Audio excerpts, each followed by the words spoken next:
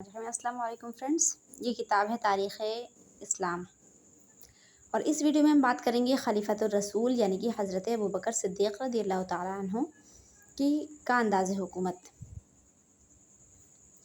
دیکھیے، دین اسلام کی خوش بختی تھی کہ اسے رسول اکرم صلی اللہ تعالیٰ علیہ وسلم کی وفات کے بعد حضرت ابوبکر صدیق رضی اللہ تعالیٰ عنہ جیسی عظیم اور جامع الاوصاف شخصیت نگہبان کے طور پر مل گئی، جس کے پیش نظر محض اللہ رب العزت کی رضا حاصل کرنے کے لیے اور دین اسلام کی خدمت کرنے کے سوا اور کوئی مقصد نہ تھا۔ مطلب آپ کی زندگی کا مقصد ہی تھا کہ وہ دین اسلام کی خدمت کرے اور نبی کریم صلی اللہ رب العزت کی رضا حاصل کریں۔ دین اسلام کی خدمت اور اس کی نگہبانی اور اس کی اشاعت کا یہ جذبہ خدا کی مخلوق کی دنیاوی اصلاح اور اخروی نجات کی خواہش کے مترادف تھا، اور حضرت ابوبکر صدیق رضی اللہ تعالیٰ عنہ نے اپنے عہد خلافت میں اس نیک اور پاک جذبے کو ایک لمحے کے لیے بھی نگاہوں سے اوجھل نہ ہونے دیا۔ حضرت ابوبکر صدیق رضی اللہ تعالیٰ عنہ کی بنسبت اس نکتہ کو اور کون شخص جانتا اور بوجھتا تھا کہ خلافت رسول صلی اللہ علیہ وسلم کا منصب بہت بڑی ذمہ داریوں کا منصب ہے۔ یہ حکمرانی اور فرما روائی نہیں بلکہ خدا کی مخلوق کی بے غرض اور بے لوث خدمت ہے، جس کے لیے وہ دنیا میں مسلمانوں کے سامنے اور آخرت میں خدا کے سامنے جواب دہ ہے۔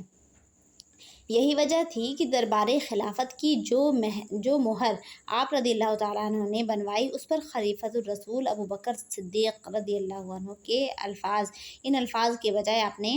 یہ الفاظ کندہ کروائے کہ جس کا ترجمہ یہ ہے کہ اللہ ہی سب سے بہتر با اختیار حاکم ہے۔ خلافت کے مہمات امور میں حضرت ابوبکر صدیق رضی اللہ تعالیٰ عنہ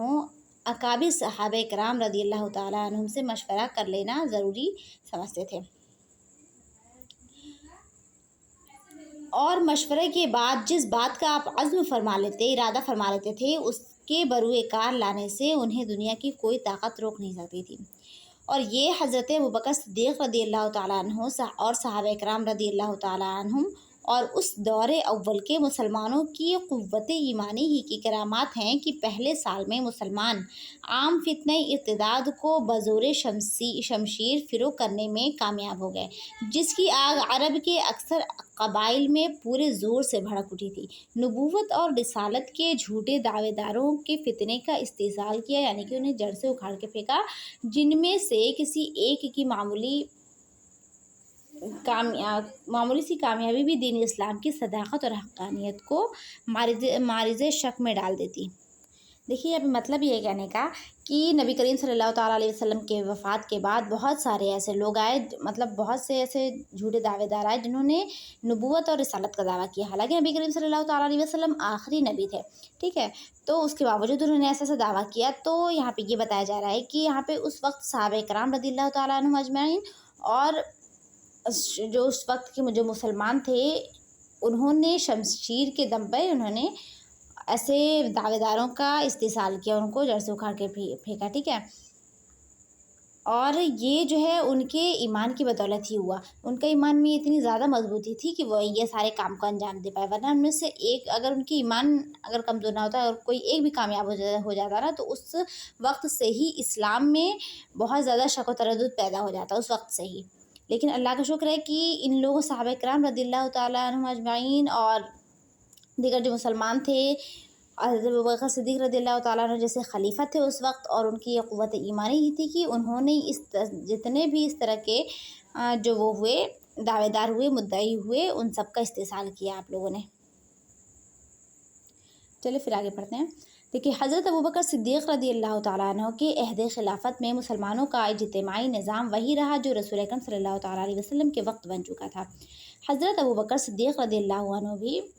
رسول اکرم صلی اللہ علیہ وسلم کی طرح بیت المال کی آمدنی کو جمع رکھنا عیب سمجھتے تھے، اور غنیمت، خراج، جزیہ اور زکوٰۃ کا جو مال وقتاً فوقتاً وصول ہوتا، اسے فوراً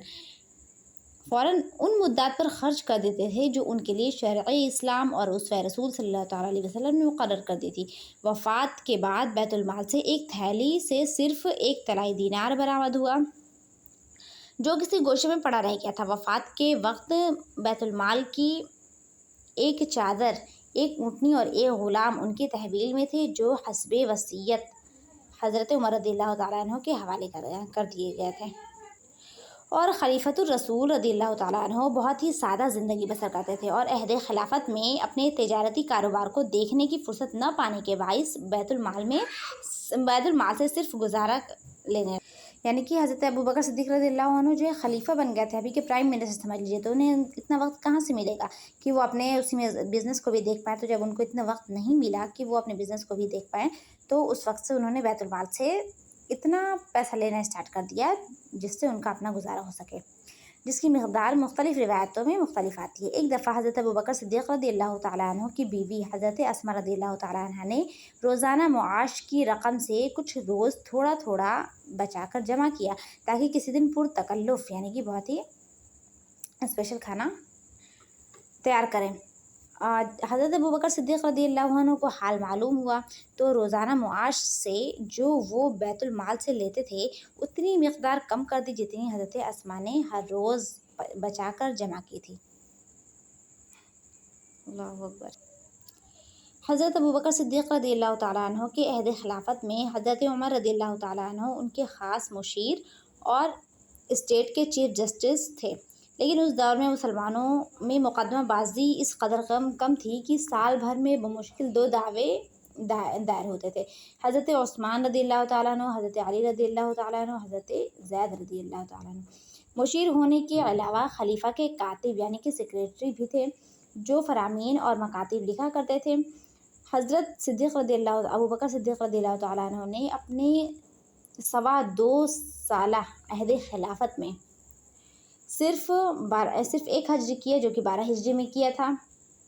طواف کعبہ سے فارغ ہو کر آپ دارالندوہ کونسل ہال کی دیوار کے سائے میں بیٹھ گئے اور کہا کہ جس کو کوئی شکایت ہو پیش کرے، لیکن کسی نے کوئی شکایت پیش نہیں کی۔ حضرت ابوبکر صدیق رضی اللہ تعالیٰ عنہ نے اس پر اہل مکہ اور حاکم مکہ حضرت عتاب رضی اللہ تعالیٰ عنہ کی تعریف کی۔ حضرت ابوبکر صدیق رضی اللہ تعالیٰ عنہ دین اسلام اور خلق خدا کے مخلوق کے بے نفس اور بے غرض خادم تھے اور تمام مسلمانوں کو اسی پاک جذبے سے معمور دیکھنے کے متمنی تھے۔ وہ چاہتے تھے کہ سارے لوگ بھی اسی جذبے سے بھرے ہوئے رہیں۔ بیت المال کی آمدنی مسلمانوں پر یکساں طور پر صرف کرتے تھے۔ ہر مرد، عورت، بچے، بوڑھے، آزاد اور غلام کو برابر حصہ ملتا تھا۔ ایک دفعہ آپ کے سامنے یہ سوال پیش ہوا کہ جن لوگوں کو اسلام لانے میں اولیت کا شرف حاصل ہے یا جن کی خدمات جیسے کہ اصحاب بدر وغیرہ دوسروں سے ممتاز اور افضل ہیں، انہیں بیت المال سے زیادہ حصہ ملنا چاہیے۔ تو اس سوال کے جواب یہ جو ان سے کہا گیا تو اس سوال کے جواب میں آپ نے جو کچھ کہا وہ دنیاوی زندگی کے متعلق آپ کے سچے اسلامی زاویہ نگاہ کا ایک کھلا اعلان ہے۔ تو سنیں ان کا جواب کیا تھا۔ آپ نے فرمایا، حضرت ابوبکر صدیق رضی اللہ تعالیٰ عنہ نے فرمایا کہ اولیت اسلام اور ممتاز خدمات کا صلہ دینا اللہ رب العزت کا کام ہے، اور جو لوگ اسلام لانے اور خدمت اسلام بجا لانے میں سابقون الاولون ہیں انہیں آخرت کی زندگی میں خدا کے ہاں سے اجر عظیم ملے گا۔ یہ دنیاوی غنیمتیں اور اموال تو اس زندگی کے معمولی حادثات ہیں جن سے دل نہیں لگانا چاہیے۔ چلے فرینڈس، یہاں پہ ختم ہوئی یہ بات۔ حضرت عمر رضی اللہ تعالیٰ عنہ کے انداز حکومت کے بارے میں ہم اگلی ویڈیو میں بات کریں گے۔ اللہ حافظ۔